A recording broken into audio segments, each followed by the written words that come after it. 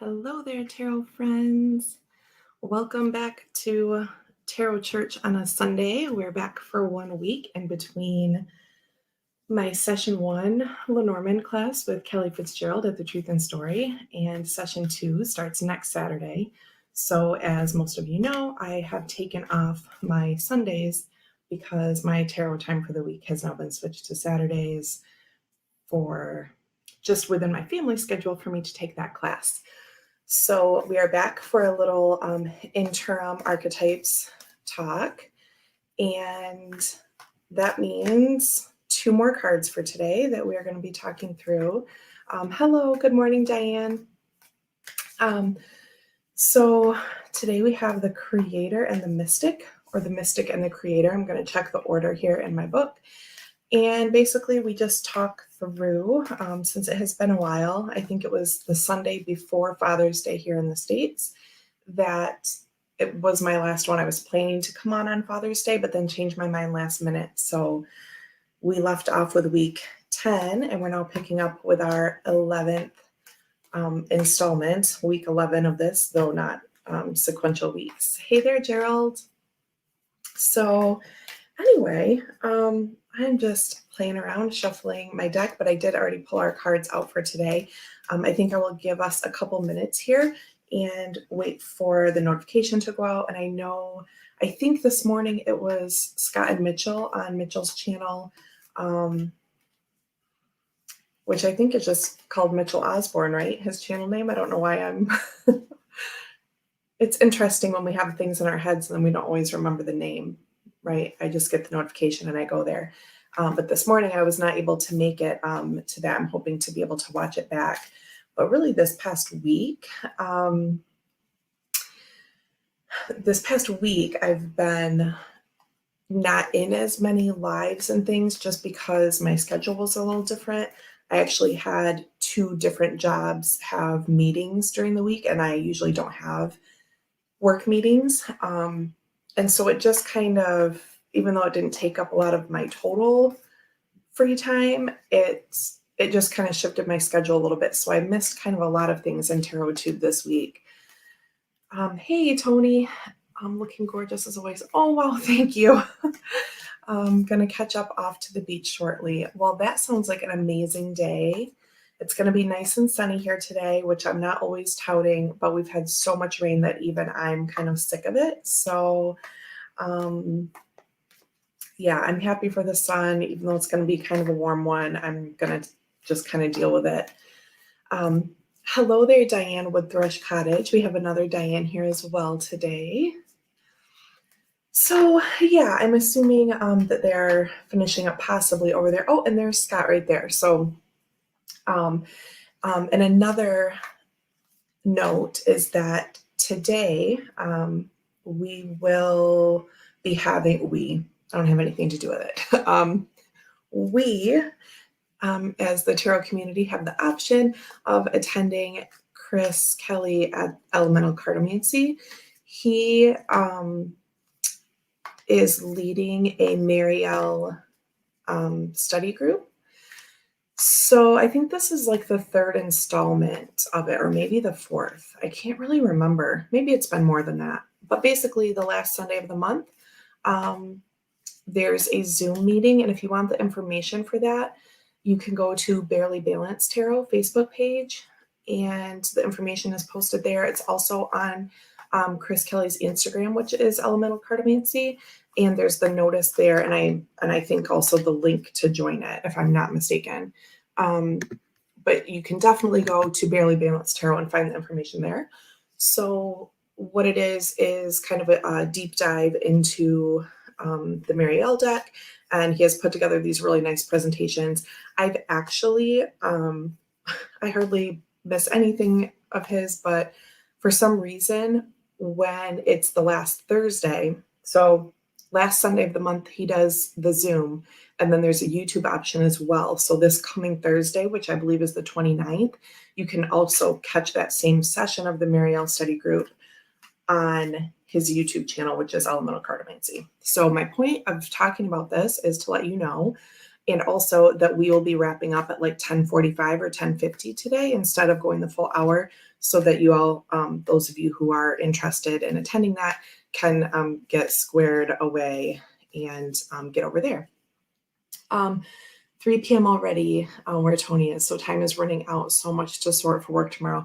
I know. There's always so much, it seems like, just getting ready for the week. And we have like a huge laundry push here on Sundays and getting food ready for the week, which we don't even really do a lot of food prep, like if at all. But like my husband cooks his part of his food that like makes his lunch for the first part of the week today. So we do like early lunch prep for him and kind of an early dinner on Sunday, and we do all the laundry and all these things. So anyway, we have given it enough time, and I just wanted to do some of that housekeeping stuff. So after this, so week 12, we'll pick up with our next 2 cards. I'm really excited because the next few seem to like really work well together, the card pairings. Sometimes we do 3, but usually just 2. It'll kind of depend. So today, again, let me look in the order because I can't see the title right now. So we have for today the Mystic and the Creator. And then after today, I won't be back here on a Sunday for 4 more weeks because session 2 of the Lenormand class starts. And so that starts July 31st. Originally, the schedule said 2 weeks off in between, but that is not correct. So originally I was going to be back here for 2 weeks and then gone, but it's just today, Mystic and Creator, and then 4 weeks off again. And then I will be back on that 5th week, which I believe is August 28th, if I'm not mistaken. So anyway, that's all. That's all for now. Yes, and I see people talking about Scott's live with Mitchell, so please do check that out. You can always watch back the lives. I enjoy doing that. And as I said earlier, this week I've been kind of off the grid, so really since last Sunday. So yeah, I have some catch up to do, but please do check out that interview, or I don't want to say interview because I haven't even seen any of it. So check out the live with Scott and Mitchell as well, which you can also find posted in Barely Balanced Tarot. Hey, Kim. Okay, so here's how we do this. I show you the card. I show you the card. I read the full entry in the book, and so you can follow along in your book or you can listen. We do also sometimes discuss a backing color for the card. I am miserably behind on this project because just very busy. So that's part of this though too, is like this creative modding the deck side of this too. So we choose a color for the back, and then once we're done talking about it, and I just kind of take recommendations or whatever. Hey Orchie, thanks for being here. Bye for now, Tony. Have fun at the beach. So basically I show you the image. We read through the entire entry in the book. We talk about how this archetype is prevalent in your life or not so much. If you like the archetype, don't like it, agree with it, disagree with it, whatever. The concept is that all of these archetypes exist in us as part of us. I like to think of it that way, just like I think about tarot as being like this many-faceted thing, that there are many depictions you could put on a card to represent the meaning of that card, because there are so many facets to a meaning, right? So basically this is just kind of a little story time and thinking about it and sharing some of your thoughts if you'd like, or you can just listen. So let's get started with the Mystic. And if you've been following along, you'll know that there are some recurrent artistic themes throughout this deck, like gems and pearls. Like we have these, what I would call sort of like golden pearls on the side of those wings of this moth or butterfly, whatever we might think that is. Eyes are also a recurrent theme. Underneath the eye, to me, it's kind of hard to tell, but there's a little collage piece under that. To me, it maybe looks like a mountain range or something, but I'm not really sure. It also kind of looks like spider legs. So who knows? And then we have another eye here down at the bottom with another little point here. So cosmic-y imagery in the middle. So here we go with our reading.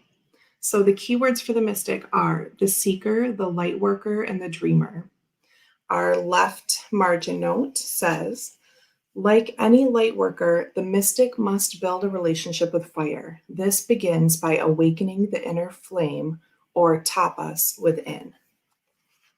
The right margin note says, it may seem that the mystic is inward facing, yet its light beams back to the world with the strength of 1,000 stars. Okay, so when I think mystic, I often think of the high priestess. Not to say that every archetype is going to draw out to a figure or archetype in the tarot, but the tarot is also built on these archetypes.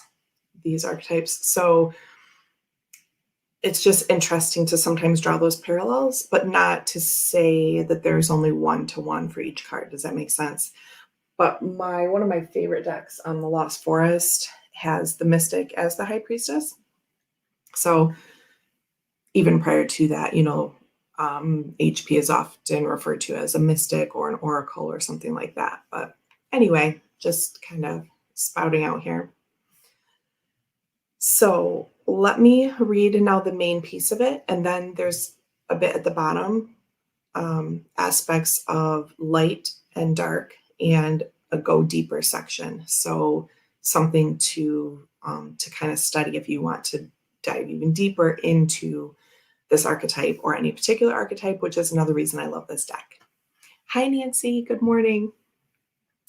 Okay, so we have the mystic is often misunderstood in our culture, depicted as a wandering or lighthearted daydreamer.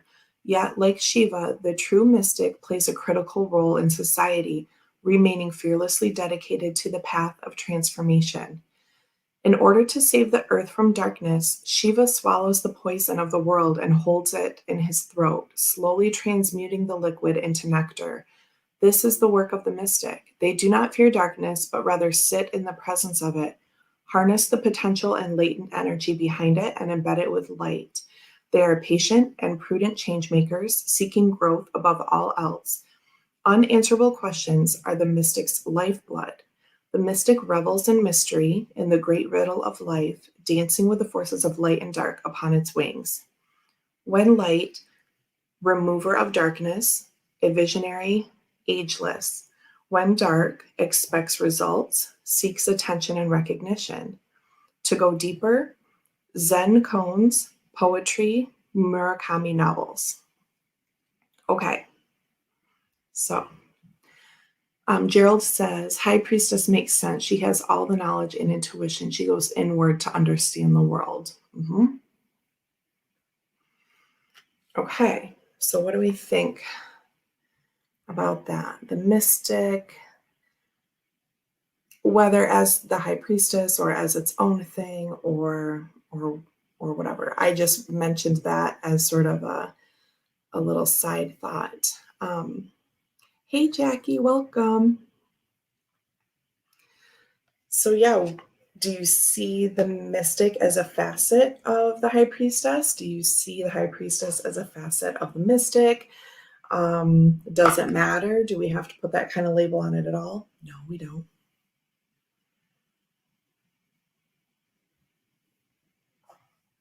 Sip, sip, everyone. I'm on to my iced tea for the day.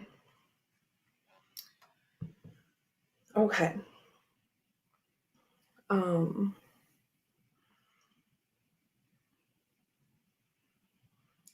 Gerald says this is a beautiful image, the overseeing eye and the fire at the heart center of the butterfly. It is really nice. Really nice. Scott says no sneaking, Jackie. You got you. Okay, so let's go on to the creator, and then we can continue talking about either or both or whatever. But yeah, I think like the next, I was doing a little bit of planning ahead, and the next several sessions will be like paired really nicely. So we have next the creator.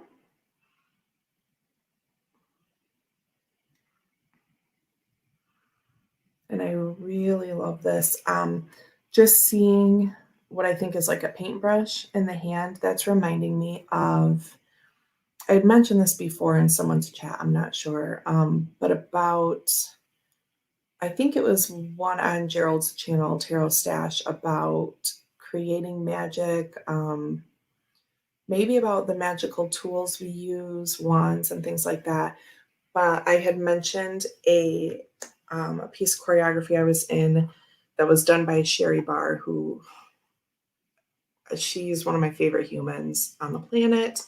Um, it was largely an improv piece, structured. You know, she gave us, you know, this framework, and then we were working within that. Hey, Justin, thank you for being here. Um, there was a section of that where some of us were instructed to write in the air, like as part of our choreography. It's like, okay, now you're writing a message. Um, I don't know if she said to your future self or your past self or something like that. And when I was learning that piece of choreography, it was a really weird time of synchronicities in my life. And I could say that for a lot of times, but this was like really, because it was about dance and it was about creativity, it was really coming like from the body out. So it felt more than just like, oh, that's a synchronicity and this thing happened, right? It was like embodied. And so, anyway, while I was learning that choreography, I had also been watching, like on my lunch breaks or listening on my lunch breaks to this. Oh, my little spinner is going, but hopefully I'm okay. Let me know. Um, it might just be like my background check. Anyway, um, I was watching a documentary about a little boy who believed he had a past life, and they were going to the place that he thought, um, and he you got to see him kind of having all these memories and these actualizations of what his memories were. And at the end, they sort of were dismissive of it, and they're like, well, you know, there were some things that made sense, but he said his name was Shane and this person's name was John. And I'm like, okay. But first off, like for me, like audio, um, like hearing stuff is not always as clear as seeing. Like maybe he could see more clearly than he was hearing the memory. Also, Shane and John are not like totally dissimilar names. Like think about people with accents or different dialects or whatever. I'm like, they're really kind of similar, but this is like the linguist and me thinking like, okay, well, Shane and John are like not the craziest. Like, do you know what I'm saying? Like at the end of it, they're like, well, he had the name wrong. But like all these other things, like he described this like this shallow lake that stretched out for miles outside of his bedroom window. And he talked about these little planes that would fly in. And he described the land and everything. And they went there and like everything was exactly the same. It was on this like little remote island-ish kind of place. I don't know. It's so ridiculous. I just get annoyed when there's like all these amazing connections that are so specific and they're like, well, his name was John. Anyway, okay. Rabbit hole of me believing in past life. So let's not mind that. Oh, Nancy is making brunch.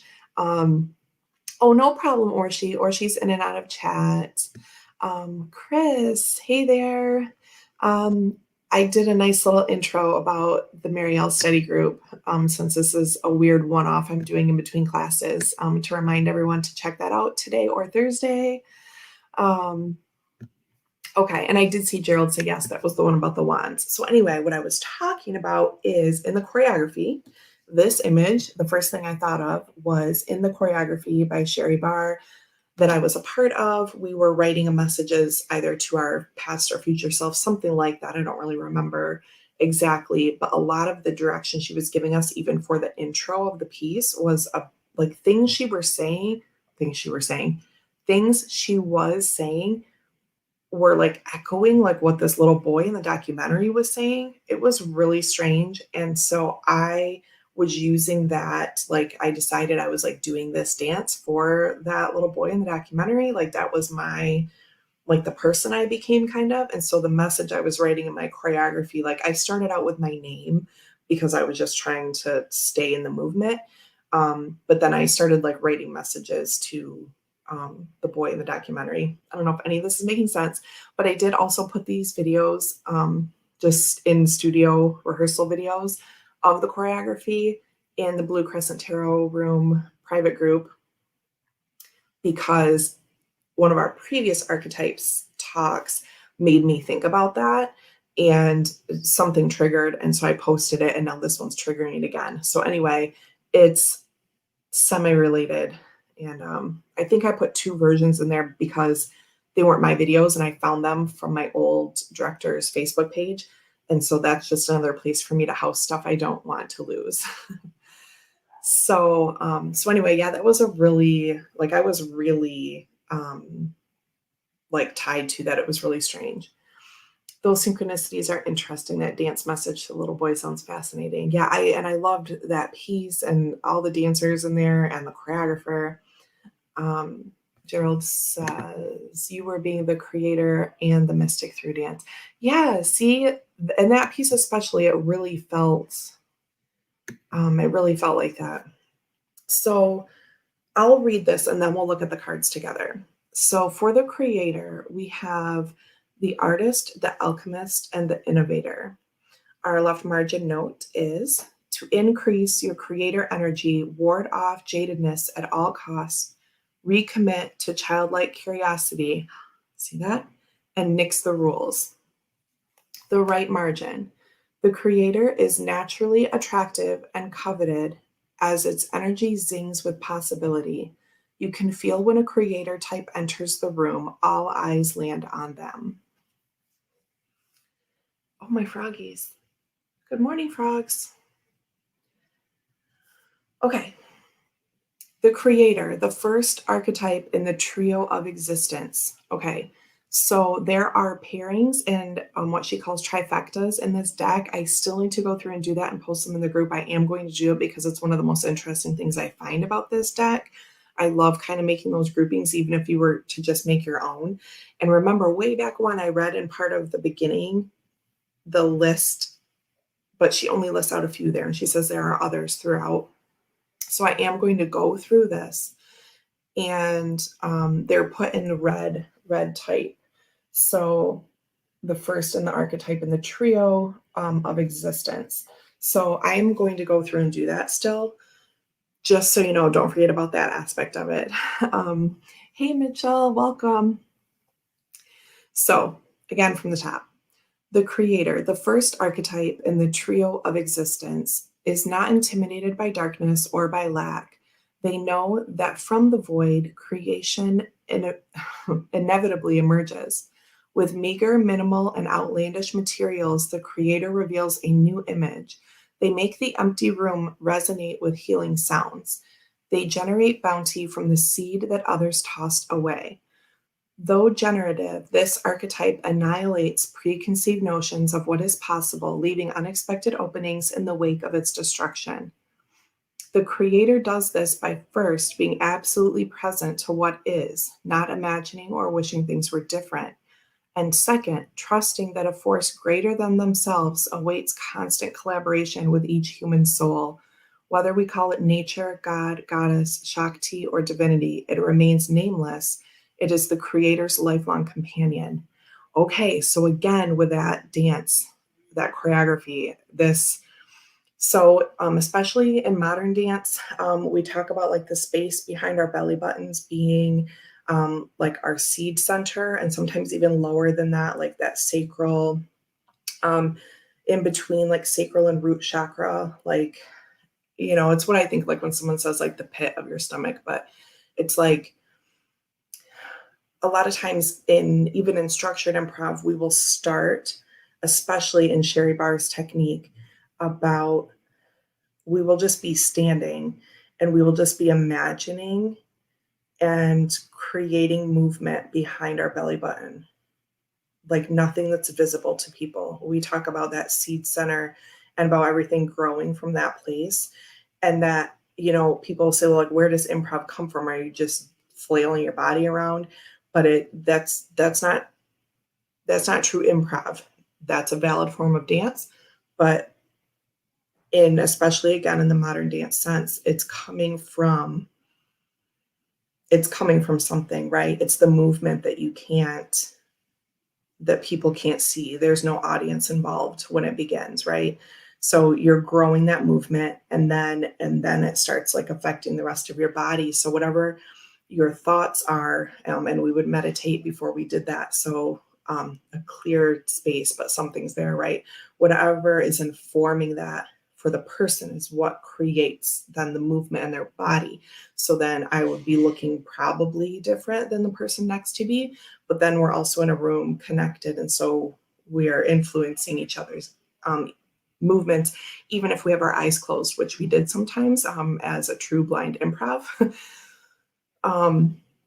So anyway, this is all the language, and this creator piece is really making me think of that, right? Because that might not be what other people think when they think of a dancer in a studio. We do weird stuff in there sometimes that I don't, know if it's, common knowledge when someone says, I'm a dancer, what people think that means. And it means 100 different things, just like cards. Okay, anyway, so I did see Gerald mention the eye symbolism here. So even though we don't have, oh my gosh, it's so hard. I haven't done this in weeks. Okay, you guys, brains are like really amazing and also not. Okay, so we have the creator with like the center, like looking like the iris, right? And then, or I'm sorry, the colored iris on the outside. So like the rainbow iris of the creator, and then like the pupil of the eye where the art is happening, right? Or where the creation is happening. And then, so even though we don't have another eye exactly, we kind of do. So for many reasons, and I figured that these images would have some similarities because again, to me, mystic and creator work really well together. Diane says, you're making me want to see some modern dance now. It will have more meaning to me now. Oh, well, that is excellent. Yeah, and there are many forms. There are many forms of it, right? There's Lenormand technique and Martha Graham. And so there are these different philosophies that drive it. But again, in that improv space, that's largely how people would be instructed to have that happen organically and not just be doing whatever movements, which again is a fine thing to do, but okay. So anyone have things to share about how they view themselves as a mystic or creator, right? When we started this, we talked about sometimes we may not feel very connected to a certain archetype. And again, the idea is it's for you to accept or not that we embody all of these archetypes on some level, whether it's a very small part of us, whether it's a shadow part, whether it's something we're working against or we don't like, it's there in some ways, right? I remember specifically when we're talking about the hunter, that some people were like, that's not me. This other one is more like me. And that's all valid because we have things that define us at certain times. And we have things that, again, are more prevalent. That's what I keep coming back to. certain archetypes are more present within ourselves and within our lives than others. And again, that's why I really love this deck and book, because it paints it in an open way. Like she talks about in the introduction, that it's not restrictive like a stereotype. It is expansive and inclusive like an archetype, right? Don't know if those are the exact words, but that's the idea. So for me, as a hunter, that would just be going after someone, I want. Wow. Going after, it could be someone or something I want, right? That it doesn't have to be, literal, like I'm hunting an animal or a person, right? If we want to be that dark with it, but it's still there. We just may have to think about and contextualize it in a different way to think about in our life. So I would encourage and invite you to, one of my psychic friends always says that, spirit is inviting you to, right? She's not the type that says, this is what you should do. This is what's coming through. And they're saying that you have to do this, blah, blah, blah, blah, blah, right? I've thankfully never sat with anyone like that. She says, the invitation is for you to make this kind of change or to consider this kind of change in your life, blah, blah, blah. So I like that open kind of language. So I am inviting you to think about how these two archetypes present in your life, or how you can open them up a little more if you don't feel very connected to these, or if you don't feel like these present in your life in a prevalent way. Something to think about for, I would say, the week ahead, but it's going to be, 4 weeks. But you can always go back through the first 10 weeks if you're new around here, to see what we've been talking about with the archetypes. And again, I think everyone in here is someone that I know, right? And so I have created the Blue Crescent Tarot room so there's Blue Crescent Tarot, which is like my client group. And then Blue Crescent Tarot room is the group for this archetype talk, but also anything else I might do on YouTube. So it's not closed to this, but it sprang from this. So I know there's lots of tarot groups, and if you're overwhelmed, that's okay. But if you would like to be invited, I don't think it's even searchable, but I think maybe Mitchell and Diane. Anyway, if you would like an invite to the group, just let me know. I post things about this. I haven't been posting very regularly, but about a month ago, I did do like 5 or 6 posts in one day. So just basically when I have the time, I might go in there and show you an exercise that I'm working on with this deck. The last set I think I did for maybe the first 5 cards. I need to keep going with that because I was really enjoying it. But I revisited like the first 5 or 6 cards, and I just scanned the page for my favorite line. And it was hard to do, but that was really cool. So I posted the card again, and the ones that I've colored are on there. Again, there's not very many because I'm behind, but okay, Mitchell, I will get you. That is just something that I love to do, right? So I go back to these, and as you know, I keep shuffling it up and using it in the meantime. And then sometimes we have to go through and find our cards to start the day. But basically, that's an exercise you can do. So if you're watching this back, you're not in the group, whatever, that's an idea. You can go through, even if you don't have the deck, you can go back to week 1 and start at the beginning and see what we're talking about, see the image. And then I read out the full thing for each one. So you can listen and say, oh, that's my favorite part. That part stuck with me the most. And then in your journal, write down some of the image and your one favorite line, right? I think that's a way, it's something I did in undergrad and grad school and things like that as an English lit person.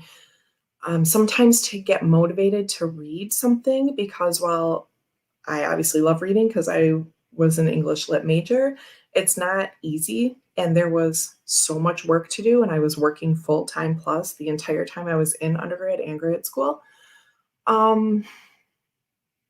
I would just scan through a book and find like a beautiful line, right? If it was poetry or if it's a novel or it's whatever, right? And I pick on Bleak House by Charles Dickens because it is a giant beast of a book and it's not the easiest read, okay? But it's amazing. But to motivate myself to get into it, I would just kind of flip through and try to find the most like beautiful poetic thing and then I would just write some things down in my notebook and then I would start reading, right? It felt less like, oh my God, I have this giant book to read and I'm exhausted. And it felt more, it was just like a way to entice yourself. Now, these are just one-page entries, but it's still difficult sometimes to have a daily practice. So if this is something you are interested in, you can go back to the first video. I see Orshi saying you're going to make me put this deck on my wish list. It is an amazing deck. It really is. But in the meantime, you could always go back to that first video and do, little journal entries that way. What do you feel about the archetype? Is it prevalent or not so much in your life? Is it distant from you? Are there people outside of yourself that you think about when, it starts with the mother, the father, the mentor, the poet? Where is that archetype in you and how do you express it? And where is that archetype in others, right? Your literal mother, people who are like mother figures, father figures, who is a poet in your life. When I say poet, right, you could think about people in the tarot community. Who is a poet to you? Who is the mother to you? There are so many things that you could do with this to have just some sort of connection to it. Anyway, I'm digressing a bit. Yeah, that Bleak House technique. It was really something, and it's one of my favorites, you know what I mean? At the beginning, wow, I was like, it's like you want that badge of honor. You're like, I want to read this and I want to like Bleak House, but it's just kind of crazy. But then I got into it, I was hooked. I went through and just tried to find something, pull something. I keep saying beautiful, but whatever that is for you, it could be something. You can find the weirdest sentence or the weirdest word and write down that sentence. And it's just a way for me to kind of get enticed. Orshi, I do think you're in, but I will check. Like I just added Debbie and Richie like 2 weeks ago because I'm totally spacey, so don't mind me. I only saw this deck used as a regular oracle in readings and the cards there never resonated, but your take on them is so much deeper. Oh gosh, wow. Well, thank you. Sometimes I get done with this and I'm like, did I say anything that, I don't know, that resonated? So I'm really glad that you feel that way. So, and I've said before that this book, I do this sometimes with tarot, oracle, whatever, but not always. But this book I read front to back before I even ever got the cards out. There are images in the book, but not color. Do you know what I mean? So when I got the cards out, finally, I was like, wow. But Max was a tiny baby when I got this. Is that true? He was maybe like 6 or 8 months, somewhere around there. But this soft, it's all crinkled on the front. I don't know if you can even tell. It looks great. It's a really cool material. But there's a crease right here because it fell back behind our little bean bag that we used to I'm a safe sleeping parent, so Max never slept with me, but I did like in a bed, but I stayed awake and held him and fed him until he fell asleep. And then for about an hour after probably, and then I would put him down in his pack and play. So anyway, this book, the size of it and the texture and everything, you can hold while you feed a baby a bottle and you can read it. Right? And then you can prop the bottle over on the side and you can flip the next page and read about the judge and keep feeding, right? So anyway, this book probably struck me really deep too because I was in that like raw new mother stage, right? And I shared during our first session on this that when I read the mother archetype, it's the first one, I just was like streaming tears, right? Because it says something about Well, let me just find it because we have a few minutes before we're going to take off. Again, not staying the full hour today because I want to give you some time to go over to Chris at Elemental Cartomancy for the Zoom Mary L, or you can tune in on his YouTube on Thursday for the same session. But let's just read the mother because today's just kind of a casual, dare I say, catch up. Page 63. Thank you. I just got there. Oh, yes. Diane says, connecting the archetypes people in the community. What a good idea. Yeah, it's fun to put different ones. What if we, put, 3 archetypes to a person, or do you know what I mean? That would be a fun thing to do too, if people are open to that. I'm not saying we have to do it publicly, but it could be kind of cool. Anyway. So I'm not going to read the whole thing, but the mother, especially on the earthly plane, contains both light and dark aspects of the feminine. With the best of intentions, the mother wraps her loving arms around her creations and begins to grip what she meant to set free. Sobbing, okay, holding little 6-month-old Max and reading that because even though I was only 6 months into motherhood, well, I'd say longer than that because I feel like pregnancy is very much motherhood as well. Even though I was not at the stage where I should at all be letting him go, the thought of letting him go while I'm holding a 6-month-old, like with his little baby breathing, like I should not have been. No, I shouldn't say that.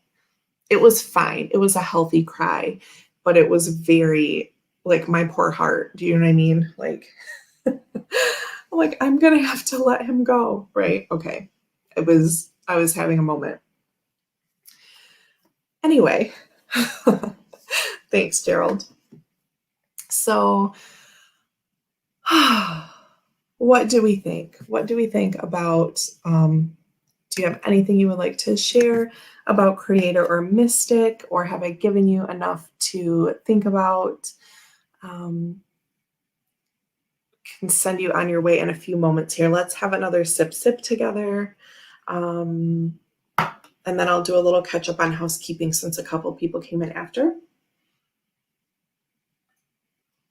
When I first started, I was just speaking to the ether and to Diane, but that's okay. So originally, before our first break in this series, I said there would be 2 weeks in between, but there's not. The schedule on Kelly's site was wrong, and so I was using the August 7th as a return to class date, but it's actually next Saturday. So while I'm doing that on Saturdays, I don't want to do this on Sunday, trying to keep like that family balance thing going, you know how it is. So this is our only week until I think it's August 28th. So we have 4 weeks where I will be gone. Well, not gone, but not here on the screen on Sundays, taking to Kelly's class. And then we will come back to, let's do a little sneak peek and see what we come back to.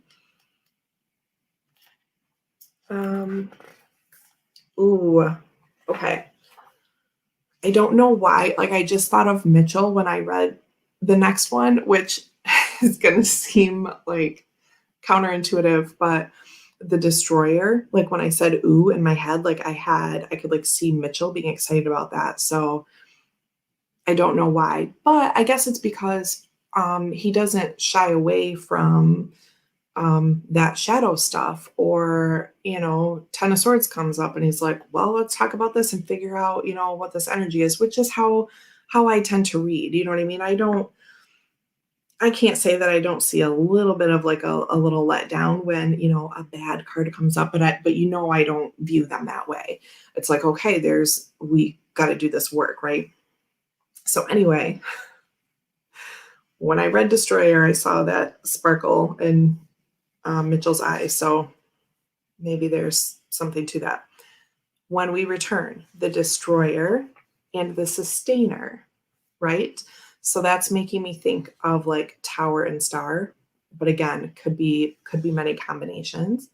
And I see right here too that the destroyer, and the sustainer are part of that trio of existence with the creator. So today's pairing is actually stealing part of the trio that we're going to complete in a month. Okay. So the creator, the destroyer, the sustainer, that makes sense. So that's what we're doing next time. I'm not going to show you the pictures, but if you have them, then you can, of course, take a look. So what do we think? Now, I've done some rainbow. I've started some rainbow. I haven't finished any, I don't believe, but when I do, I'll post those in the group as well. And I'm remembering to add Mitchell to the group. I think that's the only new person. So the creator, this one, I think I'm going to do rainbow colors. But what do we think about our mystic? What color?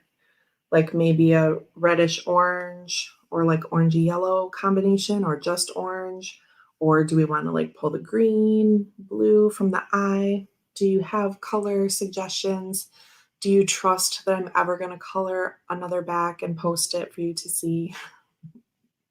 Maybe. If you have ideas about that, let me know. You can always comment here on the video after the fact, or let me know in the group. And yeah, I think that is it. Burnt orange, or she says, might do a little like edging with a red and do like orange in the middle. Oh, and or she also says the Wild Unknown is on sale at Book Depository. Too bad I won't get paid for another 2 weeks, but if others are interested, take a look. Okay. Our resident artist, I'm sure a lot of people are artists in here, but our resident artist, Diane, says, I like the reddish orange idea. Okay. So that is perfect. We will think about that, and hopefully I will get caught up on some of these things and be posting in the group. But do check out, there are some albums with like weekly pictures and notes in it. So do check those out. They don't always show up on the main page. Oh, that was you. Okay, no worries. No worries, Diane. You know what? The picture looked like it would be you. Like, I mean, it's just tiny. But I'm like, gosh, that like looks like her. So that's no problem. I just want to make sure she was on her plain Diane account. That's okay. And thank you, Jackie, for the love and the thumbs up reminder. So yes, in the group, do check out the albums, because I don't know that they always post to the main page. You have to dig a little bit. So while I haven't been posting super regularly at all, there are some things you can dig into there. And if you want to check out that choreography, it's there too. And check out the little like journal entry lines that I worked on too. And if you want to share yours, please, if you pull out your favorite lines, you can post a little journal picture. Please feel free to share your stuff there, okay? And if you have ideas that you want us to kind of take off with, another way we can work with the deck while we're waiting for the next 4 months, 4 months, 4 weeks, then do please let me know. Yes, we are all artists. Yeah, or did I see that you drew something too? Or am I making that up? I know Kristen post some stuff every once in a while. Okay, anyway, I promised everyone that I would be done at 10:50, so you can get yourself squared away for Mary L time. Thank you all, and do remember to check out Scott and Mitchell's live from earlier, and just do some scanning around TarotTube in the last week. I've been missing things, and I didn't shout out Richie on Friday like I tried to do because I was so messed up. It felt like full on weekend already. So I'm just sorry. I'm missing all kinds of things. So catch up with your TarotTube friends, and thank you all so much for being here. I really appreciate it. And I will see you on Sunday at 10 a.m. on August 28th, 4 weeks from now. Thank you.